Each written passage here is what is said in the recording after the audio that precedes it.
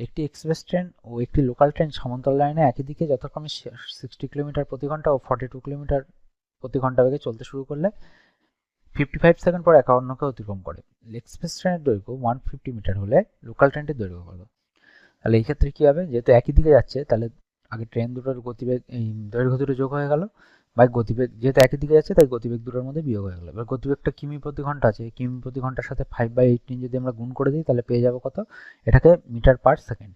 আর total দুটো train একে অপরকে অতিক্রম করে 55 সেকেন্ড, তাই সমান সমান 55 লিখে দিলাম।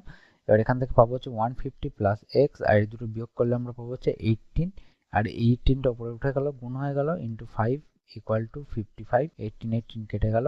এখান থেকে লিখতে পারি আমরা 150 প্লাস এক্স ইকুয়াল টু 275, বা এক্স ইকুয়াল টু 275 মাইনাস 150, বা এক্স ইকুয়াল টু হচ্ছে 125 মিটার। লোকাল ট্রেনটার দৈর্ঘ্য পেয়ে গেলাম